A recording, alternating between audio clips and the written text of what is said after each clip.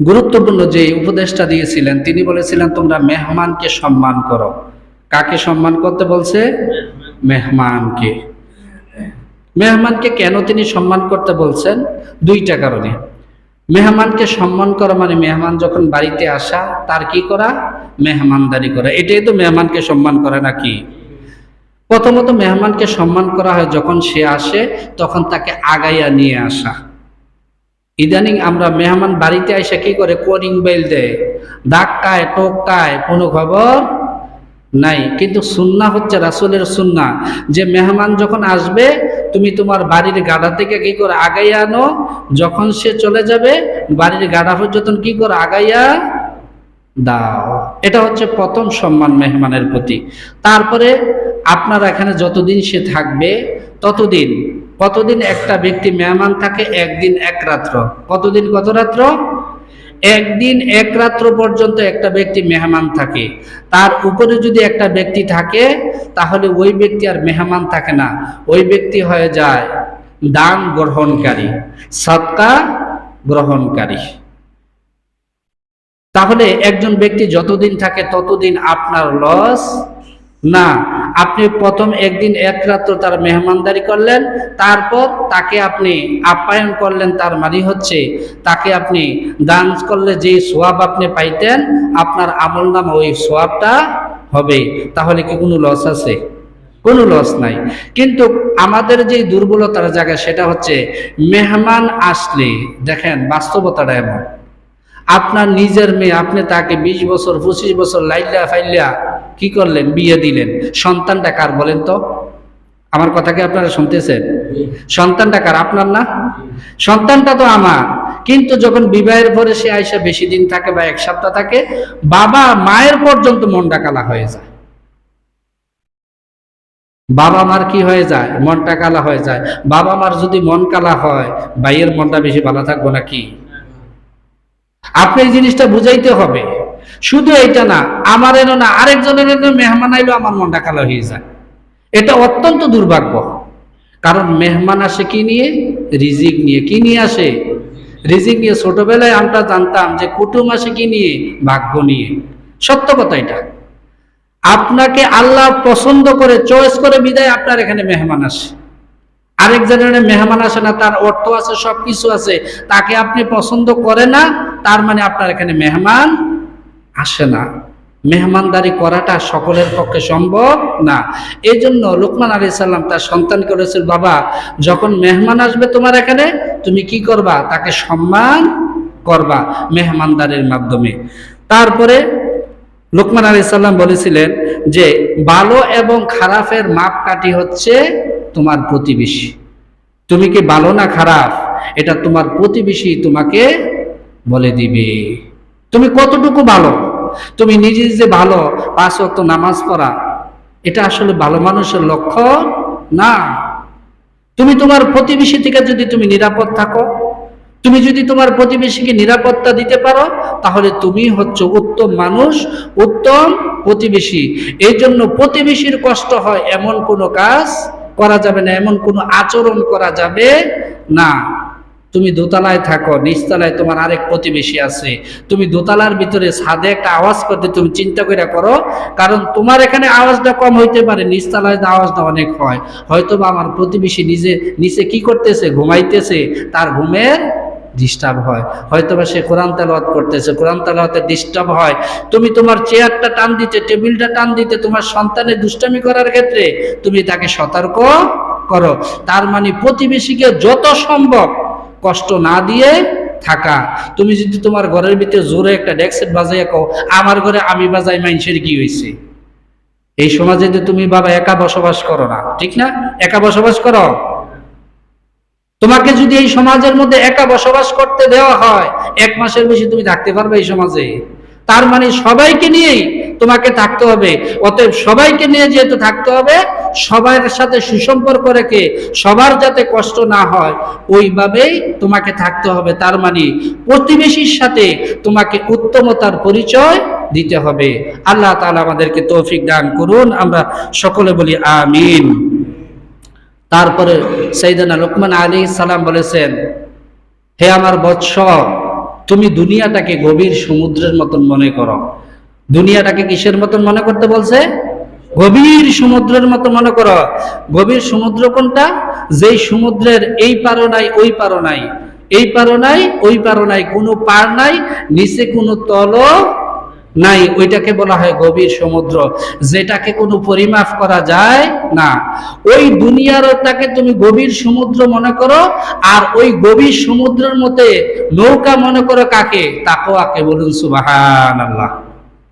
এই গভীর সমুদ্র যদি তুমি বাঁচতে চাও, তাহলে তাকওয়া নামক যেই নৌকা, ওই নৌকাটা নিয়ে তোমাকে বাঁচতে হবে, নতবা এই গভীর সমুদ্রের ভিতরে, এই দুনিয়া নামক এই গভীর সমুদ্রে তুমি বেঁচে থাকতে পারবা না। এটাই তো বাস্তবতা। দেখেন আমাদের সমাজের পরিবেশটা, পৃথিবীর পরিবেশটা কি ইবাদতের অনুকূল? সবাই বলে না, ইবাদতের অনুকূল না। শুধু একমাত্র মসজিদ ছাড়া আপনি বলেন তো কোথায় ইবাদতের জন্য মানুষ উৎসাহিত হয়? হয় প্রত্যেকটা জায়গায় দেখবেন, মোড়ে মোড়ে, প্রত্যেকটা ঘরে ঘরে, প্রত্যেকটা দোকানে দোকানে আল্লাহ বিমুখতার একটা সয়লাভ। দুনিয়াটাকে কিভাবে আলিঙ্গন করা যাবে তারই একটা আয়োজন দেখবেন প্রত্যেকটা স্পটে। কিন্তু আল্লাহর কথা স্মরণ হয় এমন জায়গা পৃথিবীতে একমাত্র আল্লাহর ঘর মসজিদ ছাড়া আর নাই। তার মানে লোকমান আলাইহিস সালাম যে বলেছেন, কথাটা সত্য বলেছেন, যে দুনিয়াটা হচ্ছে গভীর একটা সমুদ্র, আর তাকওয়া হচ্ছে তার মাঝে কি একটা নৌকা। যতক্ষণ পর্যন্ত তুমি ওই তাকওয়া নামক নৌকার ভিতরে থাকবা, ততক্ষণ পর্যন্ত তুমি তোমার ঈমান নিয়ে থাকতে পারবা। আর নতবা গভীর সমুদ্রে যেমন মানুষ বাঁচতে পারে না কোনো আশ্রয় ছাড়া, ঠিক তোমার ঈমান হারিয়ে কুফরি অবস্থায় তুমি ইন্তেকাল করতে হবে। বলুন নাউজুবিল্লাহ। অতএব আমাদেরকে সচেতন থাকতে হবে। তারপরে লোকমান আলাইহিস সালাম বলেছেন, যার নফস, নফস মানে কি? আত্মা, বিবেক, জ্ঞান, ঠিক না? যার নফস যদি তার উপদেশকারী হয়, তাহলে আল্লাহ তার হেফাজতকারী হবে। বলুন সুবহানাল্লাহ। দেখেন মানুষ তাকে বুঝাইলো, উপদেশ দিল, সবকিছু ঠিক আছে, কিন্তু নিজের ভিতর থেকে যদি কোনো পরিবর্তন না আসে, বলেন তো একটা মানুষ কি আসলে পরিবর্তন হয়? আপনি আপনার বন্ধুকে ডাক দিয়ে নিয়ে আসলেন, আয় ভাই নামাজ পড়তে যাব, সে আপনার কথা মতো আসলো, আসলে কি তার ভিতরে নামাজটা ঢুকছে? আপনার কথাটাকে রক্ষা করার জন্য সে কি করছে? মসজিদে আসছে। কিন্তু তার নফসের ভিতরে যদি আল্লাহর ভয় ঢুকে যায়, তার নফস যদি তাকে উপদেশ দেয়, এখন নামাজের সময় হয়েছে, তোমাকে নামাজে যাইতে হবে, এখন ভালো কাজের সময়, এইটা ভালো ওইটা মন্দ, তার নফস যদি তাকে উপদেশ দিতে থাকে সব সময়, তাহলে মানুষের উপদেশের প্রয়োজন হয় না। আর যার নফস তাকে উপদেশ দিবে, আল্লাহ তাকে অবশ্যই হেফাজত করবে। বলুন না সুবহানাল্লাহ। সম্মানিত উপস্থিতি, তারপরে লোকমান আলাইহিস সালাম তার সন্তানকে বলেছিলেন, গুরুত্বপূর্ণ একটা উপদেশ, আপনারা গভীর মনোযোগ দিয়ে শোনেন, যে সন্তানকে, কাকে? সবাই মনোযোগ দেন, কাকে? সন্তান। সন্তান আপনার ছেলেকে, সন্তানকে আপনি আদব শিক্ষা দেওয়ার জন্য প্রহার করবেন। সন্তানকে আদব শিক্ষা দেওয়ার জন্য প্রহার করা, এটা জমিনে পানি সেচ দেওয়ার মতন। বলুন সুবহানাল্লাহ। আপনি যদি আপনার সন্তানকে প্রহার না করেন, না পিটান, তাকে যদি শাসন না করেন, জমিতে যেমন পানি সেচ দান না করলে জমিনটা উর্বর হয় না, ঠিক অনুরূপ ভাবে আপনার সন্তান থেকে যদি আদবের হাতটা, আদবের শাসনের হাতটা যদি আপনি গুটাই আনেন, ওই সন্তান দ্বারা কখনো কোনো উপকার আপনি পাবেন না। বলুন না সুবহানাল্লাহ। যে সন্তানকে আদব শিক্ষা দেওয়ার জন্য অবশ্যই তোমাকে প্রহার করতে হবে। এই প্রহারটা কে করবে? শুধু বাবা মা করবে নাকি? আপনারা মনে ঘুমাইতেছেন, কথা বোঝেন না। শুধু বাবা মা করবে না, যে আদব শিক্ষা দিবে সে কি করবে? প্রহার করবে। এটা হইতে পারে ওস্তাদ, হইতে পারে তার কোনো প্রতিবেশী, হইতে পারে তার কোনো উপদেশ দাতা। এখন তো আমরাই আমাদের সন্তানদেরকে আদব শিক্ষা দেওয়ার জন্য কি করি না? প্রহার করি না। আর ওস্তাদ করব, চাকরি খাইয়া লাই। আর হুজুরের চাকরি তো লগে লগে নোট কইরা দেয়। হ্যাঁ, হুজুরের কত বড় সাহস, আমার খায়, আমার বেতন নেই, আবার আমার ফুলারে মারবো। এর লেগে আজকে আমাদের সন্তানগুলার এই অবস্থা। এই জন্য বাচ্চা কাচ্চাকে মারতে কখনো ইয়া করবেন না। আপনাকে কেমন মারছে আপনার বাবা, কেমন মারছে, আর ডিটি পর্যন্ত খুলে লাইছে না, ফিরতে ফিরতে শরীরে এমন কোনো জায়গা ছিল যে দাগ তোলে নাই, কিন্তু আপনি আপনার সন্তানকে বাবা না, সোনা না, জাদু না, মনি না করে বড় করতেছেন, আর 2 দিন পরে এর দূরে থাকতে তো আপনি মারণ শুরু করে, ফিডন শুরু করে। না, এত আহ্লাদ করার কোনো কিছু নাই। সন্তানের উপর থেকে কখনো আপনার শাসনের হাতটা গুটাইয়া নিবেন না, এইটা সবসময় মনে রাখবেন। ফিটাইতে লাগছে ফিটাও। আমাদের সময় আমাদের প্রতিবেশীরা আমাদেরকে মারতো, কিন্তু আমাদের মা বাবা কখনো কি করতো না, তার পক্ষ যায় হইয়া কি করতো না, ইয়া করতো না, কখনো সাফাই করতো না, মারছে আরো মারবো, তুই দুষ্টামি করছোর দিকে, বেয়াদবি করছোর দিকে তো তোরে মারছে।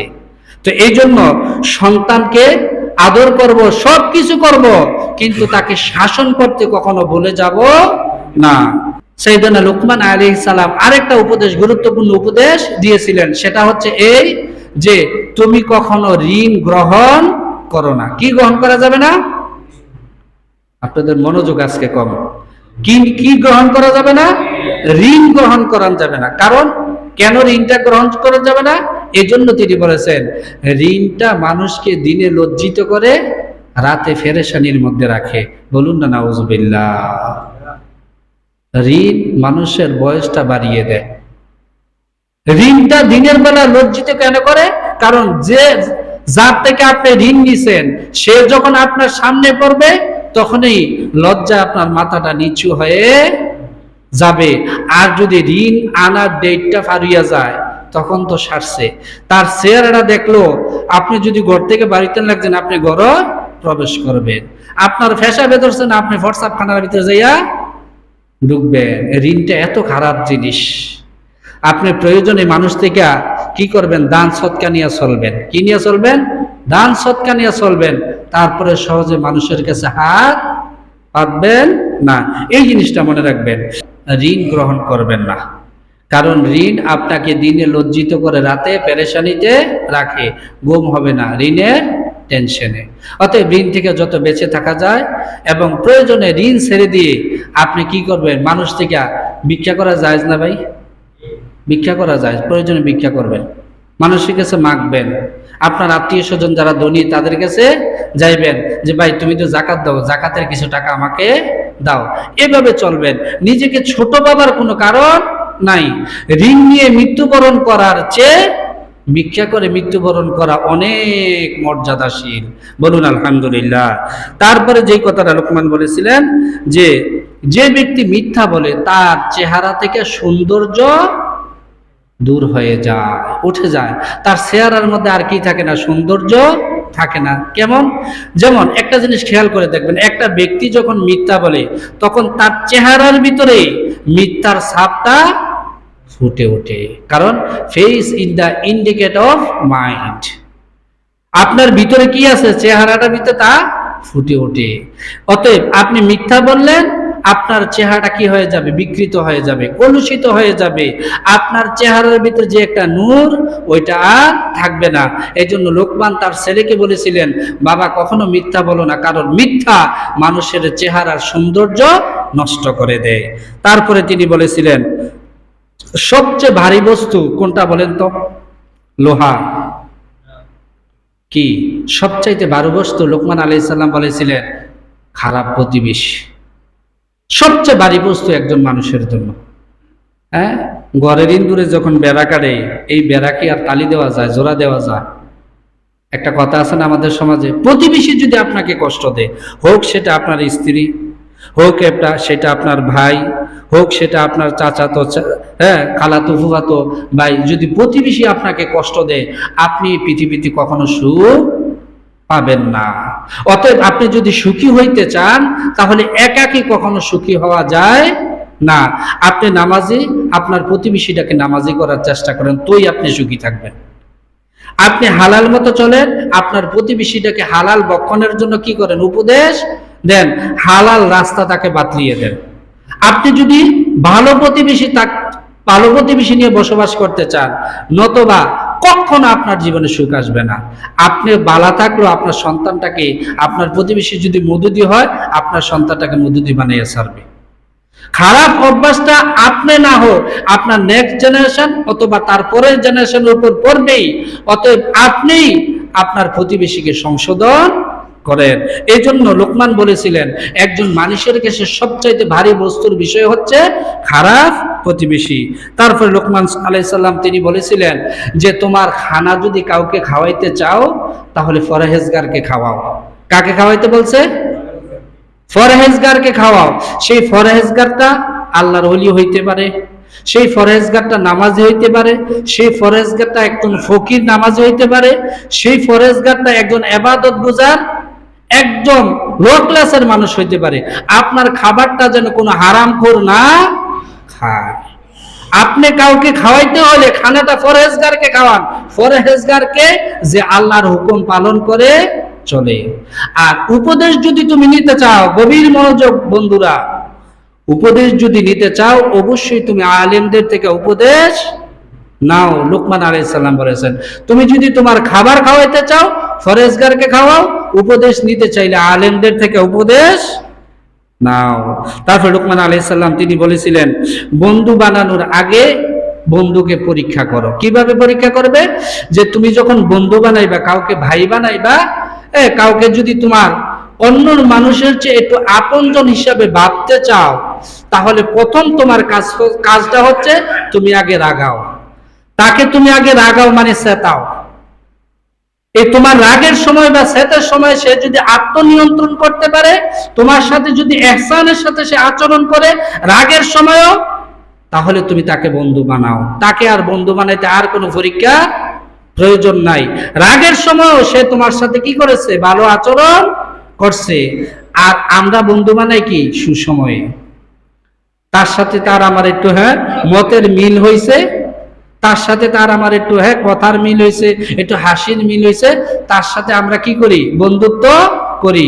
কিন্তু লোকমান আলাইহিস সালাম সম্পূর্ণ ভিন্নটা বলছে, তুমি কারো সাথে বন্ধুত্ব করতে হলে তাকে আগে রাগাইয়া টেস্ট করো সে তোমার প্রতি ইহসান করে কিনা। সম্মানিত উপস্থিতি, তারপরে লোকমান আলাইহিস সালাম যেই কথাটা বলেছেন যে দুনিয়ার কাজে তুমি এতটুকুই ব্যস্ত থাকো যতটুকু তুমি দুনিয়াতে অবশিষ্ট আছো। বলুন না সুবহানাল্লাহ। কত গুরুত্বপূর্ণ একটা কথা। তুমি দুনিয়ার কাজে ব্যস্ত থাকতে চাও, থাকো, কোনো সমস্যা নাই। কিন্তু দুনিয়ার কাজে ব্যস্ত থাকার আগে তুমি একটাবার চিন্তা করো তুমি আর কতটুকু সময় এই পৃথিবীর জমিনে থাকবে। বলুন না সুবহানাল্লাহ। এখন বলেন তো আমি কতটুকু সময় পৃথিবীতে থাকবো? সবাই বলেন, আছে? লোকমান আলাইহিস সালাম এই কথাটা দ্বারা এটাই বুঝাইলেন, যেহেতু সামনে দুনিয়ায় কতটুকু থাকবো তার কোনো গ্যারান্টি নাই, অতএব দুনিয়ার কাজে বেশি ব্যস্ত হওয়ার কোনো প্রয়োজন নাই। দুনিয়ায় তুমি অতটুকুই ব্যস্ত থাকো যতটুকু ব্যস্ততা নিয়ে তুমি তোমার জিন্দেগিটা করতে পারো। কিন্তু আমরা কি শুধু এতটুকু ব্যস্ত থাকি? না, আমরা এখন যতটুকু আছি 100 বছর আগের চিন্তাটা নিয়ে আমরা দুনিয়াতে ঘুরি। আমি যদি দেখেন একটা কথা, বাস্তবে একটা কথা বলি, আপনার রিজিকটা আল্লাহ সামনে 5 বছরে এতটুকু রাখছে, আপনি কি চাইলে এটা 3 বছর অর্জন করতে পারবেন? বলেন, পারবেন? পারবেন না। তাহলে অযথা কেন আমাগুরি দেওয়া আমার জন্য? অযথা কেন আমি অতিরিক্ত ব্যস্ত হওয়া? কারণ যেটা আল্লাহ আমার কাছে আমার ভাগ্যে রাখছে, আমি যদি নিয়মতান্ত্রিক ভাবে আমি আমার কর্ম কাজটা চালিয়ে যাই, এটা এমনি এমনি আসবে। আর কেন অযথা ফেরেশানি হওয়া? কিছু কিছু মানুষ দেখবেন সামান্য একটু জিনিস নিয়ে ফেরেশানি হয়ে যায়। গাড়ির ভিতরে বইয়া কি যে করে, আটো লাগলে কি যে করে, কাজটা কালকে করব, আজকের থেকে তার ফেরেশানির অভাব নাই। মনে রাখবেন এই সপ্তাহ আপনার একটু ব্যস্ততা বেশি, একটু শিডিউল বেশি, কোনো টেনশন নাই। কারণ সময়ের কাজটা, কালকের কাজটা চাইলেও আপনি আজকে করতে পারবেন না। কালকে যখন কালকের কাজটা আসবে তখন ওইটা নিয়মতান্ত্রিক ভাবে শেষ হবে, পেরেশানির কোনো কিছু নাই। এই জিনিসটা আপনাকে মাথায় রেখে যদি চলতে পারেন, দেখবেন এত ফেরেশানি দুনিয়াটাতে আপনার লাগবে না। তারপরে লোকমান আলাইহিস সালাম যেই কথাটা বলেছিলেন যে আল্লাহর কথাটা খেয়াল করেন, তিনি বলেছেন আল্লাহর কাছে যতটুকু প্রয়োজন তোমার, আল্লাহর কাছে যতটুকু প্রয়োজন ততটুকু তুমি ইবাদত করো। আল্লাহর কাছে আমাদের কতটুকু প্রয়োজন? আমাদের প্রয়োজনের কি শেষ আছে? প্রতিটা শ্বাস, সবচাইতে কম তো এটাই নাকি শ্বাস নেওয়া। প্রতিটা একবার শ্বাস নিছি, শ্বাসটা বাস করতে আল্লাহর প্রয়োজন না? আবার শ্বাসটা নিতে আল্লাহর প্রয়োজন না? তাহলে আল্লাহর কাছে প্রয়োজনের কি শেষ আছে আমাদের? তাহলে তাহলে আমাদের ইবাদতটা কেমন করতে হবে? লুকমান আলাইহিস সালাম বলেছেন, আল্লাহর তোমার যতটুকু প্রয়োজন ঠিক ততটুকু তুমি ইবাদত করো, এর বেশি তুমি করার দরকার নাই। তাহলে প্রতি সেকেন্ডে যেহেতু আল্লাহর প্রয়োজন, অতএব প্রতি সেকেন্ডে তুমি কি করো? আল্লাহর ইবাদত করো। বলুন সুবহানাল্লাহ। তাহলে প্রতিটা মুহূর্ত আমাদের আল্লাহর প্রয়োজন, প্রতিটা মুহূর্ত আমাদের ইবাদতেরও প্রয়োজন। কিন্তু প্রতিটা মুহূর্ত আল্লাহর প্রয়োজন, আল্লাহর কাজটা আল্লাহ ঠিকই করলো, কিন্তু আমার কাজটা আমি করলাম না। বলেন, আমি কি আল্লাহর বন্ধু হইতে পারবো? আল্লাহর ওলি হইতে পারবো না। তো অতএব আমাদেরকে সব সময় আল্লাহর ইবাদতে নিমগ্ন থাকতে হবে। তারপর লুকমান আলাইহিস সালাম বলেছেন, আখিরাতের জন্য ততটুকুই প্রস্তুত নাও যতটুকু তুমি সেখানে থাকবে। বলেন তো আখিরাত কতটুকু সময় আমরা থাকবো? দুনিয়ার মতন 60-70 বছর? আল্লাহ সারাইছে একজন। আমি এই কথাটা যখন পড়ি তখন একটা জিনিস আমি চিন্তা করতে লাগলাম, এই পৃথিবীতে নবী দাবি করছে এমন মানুষও আছে, মেহেদী দাবি করছে এমন মানুষও আছে, ঈসার দাবি করছে এমন মানুষও আছে, কিন্তু কবর থেকে যে আবার ফিরাইছে এমন দাবি কেউ এই পর্যন্ত করছে না। যখন আমি এই কথাটা পড়ি তখন আমার হঠাৎ আমার মাথার ভিতরে আসলো, এই ভণ্ডামি দাবি তো এই পর্যন্ত কেউ করে নাই। অতএব চরম বাস্তব সত্য হচ্ছে এই, যেই জীবনের শুরু আছে শেষ নাই। অতএব তিনি যে করতে বলেছিলেন যে আখিরাতের জন্য তুমি ততটুকু প্রস্তুতি নাও যতটুকু তুমি আখিরাতে থাকবা। আখিরাতে যেহেতু আবাদুল আবাদ থাকবো, তো অতএব এই 60-70 বছর জিন্দেগি প্রস্তুতি নেওয়ার কোন অপশন নেওয়া যাবে না। প্রতিটা সময় আখিরাতের জন্য আমাদের প্রস্তুতি নিতে হবে। বলুন আলহামদুলিল্লাহ। তারপরে লুকমান আলাইহিস সালাম বলেছেন, গুনাহ করার আগে তুমি একটাবার চিন্তা করো তুমি জাহান্নামের শাস্তি সহ্য করতে পারবে কিনা। জাহান্নামের শাস্তি সহ্য করা যাবে? বরং আল্লাহ তাআলা সূরা নিসার ভিতরে বলেছেন যে একবার তোমার জাহান্নামের আগুনে ফালাইয়া যখন আংরা বানাইবো, আবার তুলবো, তুললে আবার নতুন করে গোশত দিব, আড্ডি দিব, চামড়া দিব, নতুন করে আবার তোমার বানাইয়া আবার জাহান্নামের শাস্তির ভিতরে এটা দিয়া ফেলাইবো। প্রতিবার যাতে নতুন করে তুমি জাহান্নামের শাস্তিটা ভোগ করতে পারো। অতএব বান্দা, তুমি গুনাহ করার আগে চিন্তা করো জাহান্নামের শাস্তিটা ভোগ তুমি করতে পারবা কিনা।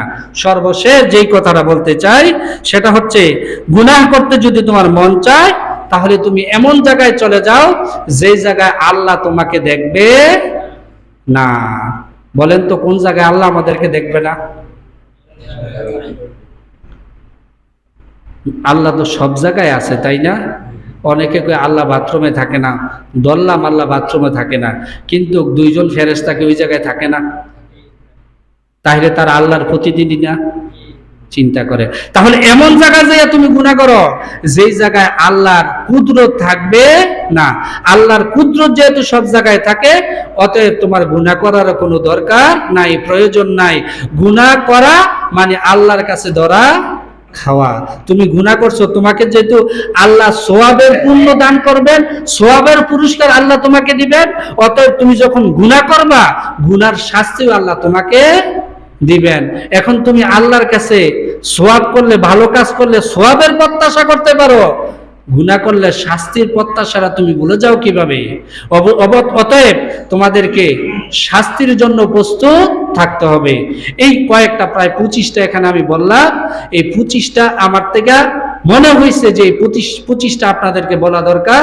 এই জন্য আসুন লুকমান আলাইহিস সালামের এই উপদেশগুলো গ্রহণ করে আমরা আমাদের জিন্দেগিগুলো করার তৌফিক দান করুন। আমরা সকলে বলি আমিন। আসসালামু আলাইকুম ওয়া রাহমাতুল্লাহ।